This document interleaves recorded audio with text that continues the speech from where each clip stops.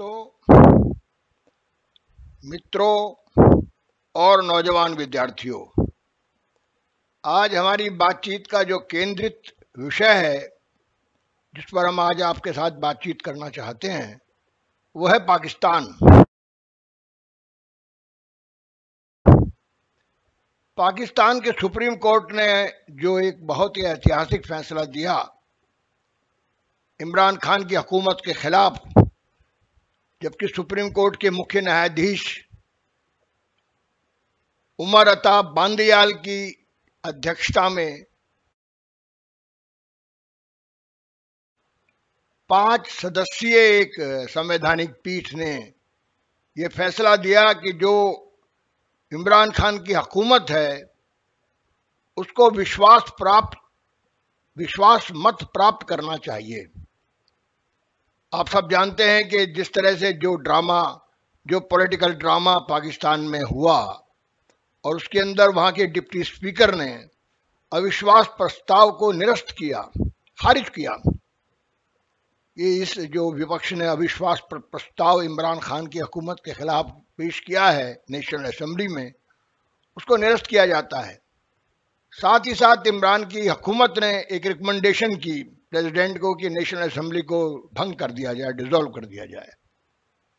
ये दो वाक़ये हुए नेशनल असेंबली में और उसके विरुद्ध विपक्ष गया supreme court, Pakistan supreme court में गया और वहां जो सुप्रीम कोर्ट ने एक ऐतिहासिक फैसला दिया जिसमें इन दोनों ही बातों को खारिज किया गया और असंवैधानिक करार दिया गया।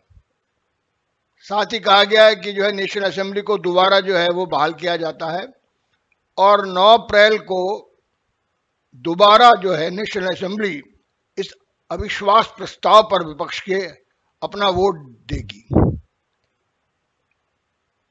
9 अप्रैल को फिर सेशन होता है, बहस चलती है, कई बार व्यवधान आते हैं, ये सब आप जानते हैं।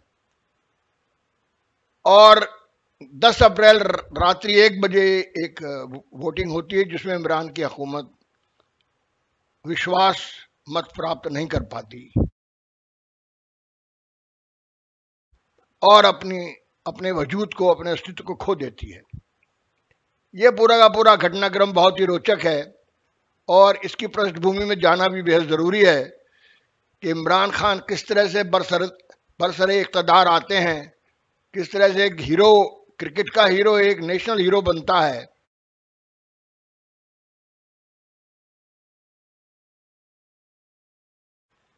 ये एक बड़ी दास्तान है। आप जानते हैं पाकिस्तान की सियासत में 2 ही पार्टी ज़्यादातर हुकूमत में रही हैं, एक मुस्लिम लीग और दूसरी पीपुल्स पार्टी।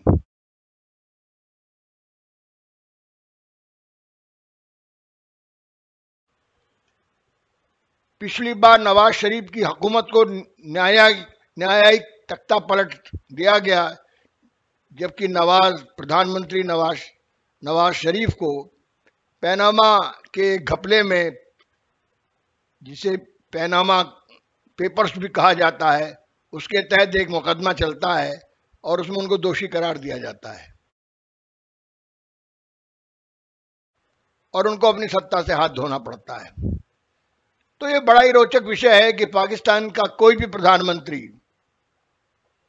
पिछले 75 वर्षों में, या आप देखिए 1947 टू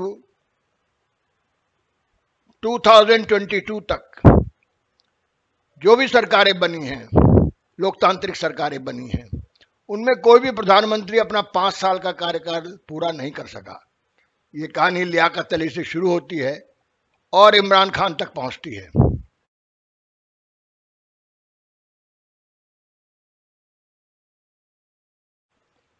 इमरान खान 22वें प्रधानमंत्री हैं जो कि अपना कार्यकाल पूरा होने से पहले ही अपने पद से हटा दिए जाते हैं। तो ये बड़ा ही शानदार इतिहास है, बहुत ही रोचक इतिहास है। लोकतांत्रिक हुकूमतों को किस तरह से बलि चढ़ना पड़ा है वहाँ, कभी जो है अदालतों के हाथों, कभी फौज के हाथों। ये एक लंबी दास्तान है, इसके पूरे विस्तार में हम लोग नहीं जाएंगे। हम आज का जो घटनाक्रम है जो आजकल घटनाक्रम चल रहा है पाकिस्तान में, उस पर ही अपना ध्यान केंद्रित करेंगे। तो पाकिस्तान का जो अस्तित्व आया वो भारत की आज़ादी के साथ ही आया। जैसे ही आज़ादी मिली, और वो आज़ादी खंडित आज़ादी मिली जिसमें पाकिस्तान का अस्तित्व बना, ब्रिटिश हुकूमत द्वारा और मुस्लिम लीग की साजिशों द्वारा पाकिस्तान का उदय हुआ। और वह उदय एक धर्म के आधार पर हुआ, इस्लाम के आधार पर हुआ कि इस्लाम एक कौम है, इस्लाम के मानने वाले हिंदुस्तान में कौम है और उनको एक मुल्क चाहिए। यह डिमांड मुस्लिम लीग ने की मोहम्मद अली जिन्ना के नेतृत्व में। पाकिस्तान का निर्माण हो गया। लेकिन पाकिस्तान जिस तरह से चला, जिस तरह से आगे बढ़ा, क्या उसकी राज सत्ता का चरित्र बना जो आज तक कायम है। पाकिस्तानी राज सत्ता का चरित्र एक धर्मांध चरित्र बना। इस्लाम के आधार पर एक धर्मांध राज सत्ता का उदय हुआ, जिसको हुकूमत ने 35 साल चलाया, जिसको फौज ने हुकूमत की तो 35 वर्ष तक लगातार हुकूमत की। कभी अयूब खां आए, कभी सिकंदर मिर्जा आए। सबसे पहले सिकंदर मिर्जा ने तख्ता पलट किया था एक लोकतांत्रिक सरकार का। जनरल सिकंदर मिर्जा को याद कीजिए। इसके बाद 1958 में अपने ही जनरल का तख्ता उलट के लेफ्टिनेंट जनरल अयूब खां सत्ता नशीन हुए।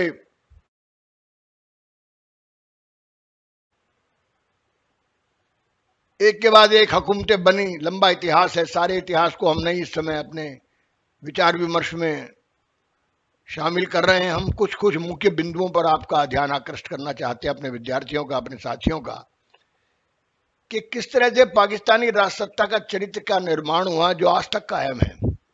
ये अजब घालमेल वाली राजसत्ता है जिसमें धार्मिकता का समावेश है, इस्लामिक धार्मिकता, इसमें फौज का भी तड़का लगा हुआ है, इसमें लोकतंत्र भी है।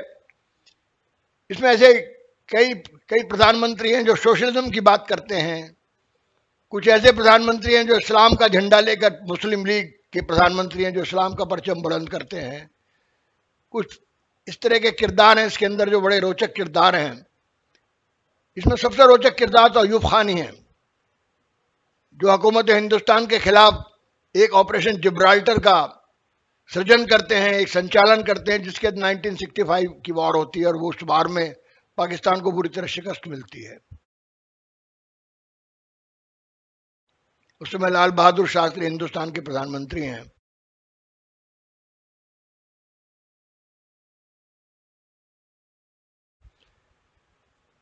उस दौर के बाद धीमे धीमे 1965 के बाद अलोकप्रिय होने लगते हैं अयूब खान उस शिकस्त के बाद। और जुल्फिकार अली भुट्टो जो उनके विदेश मंत्री हैं, वो एक बड़े लीडर बनकर उभरते हैं।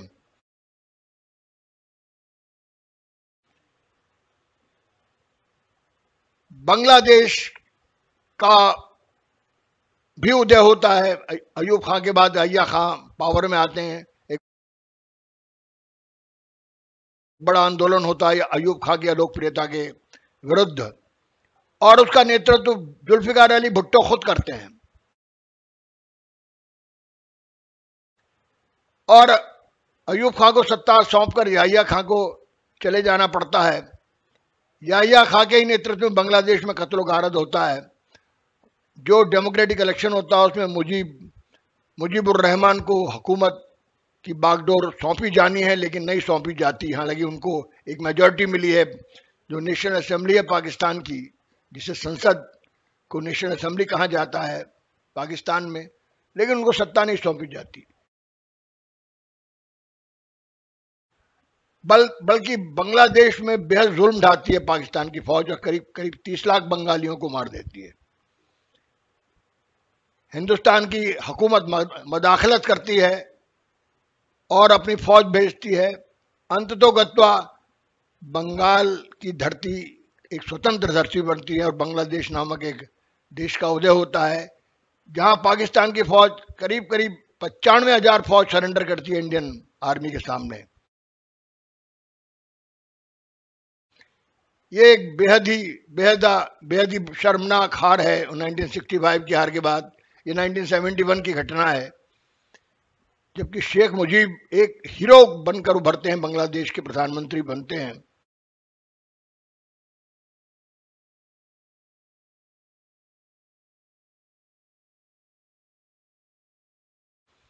बाद में उनकी भी हत्या कर दी जाती है CIA द्वारा। खासतौर से अमेरिका बहुत नाराज है क्योंकि अमेरिका विरुद्ध खड़ा है, पाकिस्तान का बड़ा सहयोगी देश है शुरू से ही पाकिस्तान। हालांकि ब्रिटिश हुकूमत ने बनाया है, पाकिस्तान का निर्माण किया है, लेकिन ब्रिटिश हुकूमत का जो असली वारिस है विश्व पटल पर वो अमेरिका बनता है, साम्राज्यवाद का। तो इस तरह अमेरिका की हिमायत पाकिस्तान को शुरू से रही, और पाकिस्तान उसकी एक फौजी तंजीम है, एक मोर्चा है सेंटो। जिस तरह एक नाटो एक बड़ा मोर्चा है जो जानते हैं आप, जो पश्चिमी देशों को लेकर बनाया गया है, और इस वक्त तो उनकी तादाद काफ़ी ज़्यादा हो चुकी, 40 देश शामिल हो चुके हैं, कभी 14 देश होते थे। शुरुआत तो 12 देशों से हुई थी नाटो की। इस तरह सेंटो बनता है, नाटो की तर्ज पर ही एशिया में सेंटो बनाया जाता है, और सेंटो में पाकिस्तान शुरू से शिरकत करता है, और पाकिस्तान का एक अलायंस जो है वो अमेरिकन फौज के साथ, अमेरिकन हुकूमत के साथ रहता है, और भारत के विरुद्ध भी उसकी एक बड़ी भूमिका है। उसकी बहुत विस्तार में हम चर्चा नहीं कर रहे हैं अपने विद्यार्थियों के साथ इस वक्त। हम सिर्फ ये बताना चाहते हैं किस तरह से पाकिस्तानी राजसत्ता का चरित्र बनता है, क्या है पाकिस्तान की राजसत्ता आज, किस तरह से वो आचरण करती है, किस तरह से बार बार फौजी हुक्मरान आकर उस पर कब्जा करते हैं, लोकतंत्र को दफन करते हैं। पहली बार सिकंदर मिर्जा दफन करते हैं, उसके बाद अयूब खान उनकी जगह लेते हैं, इसके बाद याहिया खान आते हैं, जनरल याहिया खान जो बांग्लादेश का युद्ध बुरी तरह हारते हैं। टाइगर नियाजी को 90,000 से ज़्यादा फौज को सरेंडर करना पड़ता है हिंदुस्तानी फौज के सामने। इसके बाद जुल्फिकार अली भुट्टो प्राइम मिनिस्टर बनते हैं पाकिस्तान के, लेकिन जुल्फिकार अली भुट्टो का भी वही हश्र होता है जो कभी लियाकत अली का हुआ था, प्रधानमंत्री का। लियाकत अली को जिस तरह कत्ल किया गया था उस तरह ये एक जुडिशियल कत्ल होता है, और उसकी अगुवाई करते हैं जनरल जियाउल हक, जो जुल्फिकार अली का तख्ता उलटते हैं। और तख्ता उलटने के बाद जुल्फिकार अली भुट्टो पर एक पुराने केस में, एक मर्डर केस कहीं से ढूंढ के लाया जाता है, और उनका नाम उसमें शामिल किया जाता है, और उन पर मुकदमा चलता है, और उनको अदालत सजाए मौत देती है।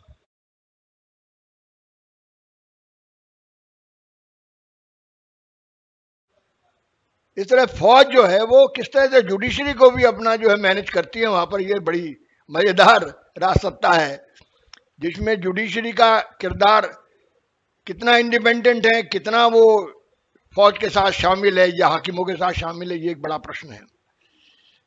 कोई इंडिपेंडेंट जुडिशरी का कैरेक्टर नहीं है पाकिस्तान के अंदर, जिस तरह से हिंदुस्तान की जुडिशरी को इंडिपेंडेंट कहा जाता है कि राजसत्ता का वो एक बड़ा अलग से स्वतंत्र स्तंभ है। उस तरह पाकिस्तान की राजसत्ता के चरित्र के अंदर फौज भी शामिल है, जुडिशरी भी शामिल है, और लोकतंत्र के लीडर भी शामिल हैं, और बड़ा घालमेल है। जुल्फिकार अली भुट्टो को सजाए मौत दे दी जाती है, और लंबे वक्त तक जियाउल हक पाकिस्तान की हुकूमत संभालते हैं, तकरीबन 11 वर्ष, और उनका भी कत्ल होता है, एक हवाई जहाज के अंदर बम रख दिया जाता है। अफगानिस्तान के अंदर सोवियत फौज इंटरफेयर करती है, और एक लंबा युद्ध अफगानिस्तान में लड़ती है, करीब करीब समझिए 1970 ऑनवर्ड्स 1989। लेकिन वो युद्ध वो विजय तक नहीं ले जा पाती सोवियत फौज, और उसको छोड़ना पड़ता है मैदान। इसी के बाद सोवियत संघ का भी पतन होता है। लेकिन इस बीच में पाकिस्तान में बड़े रोचक परिवर्तन होते हैं। पाकिस्तान की राजसत्ता को चलाती है फौज, और इसके बाद जब इनका कत्ल हो जाता है जनरल जियाउल हक का, एक बम विस्फोट के अंदर एक हवाई जहाज में उड़ते हैं, उनके साथ कई सारे जनरल भी मारे जाते हैं पाकिस्तान के। उसके बाद फिर एक लोकतंत्र कायम होता है जिसकी अगुवाई करते हैं नवाज शरीफ भी करते हैं, बेनज़ीर भुट्टो भी करती हैं। बेनज़ीर भुट्टो का भी कत्ल होता है फिर उसके बाद, जैसे उनके पिता का कत्ल हुआ है, बेनजीर भुट्टो को भी एक जो है हलाक कर दिया जाता है टेररिस्ट द्वारा। तो ये एक लंबी अजब दास्तान है पाकिस्तानी राजसत्ता के चरित्र की, जिसमें बाद में जनरल मुशर्रफ का किरदार है।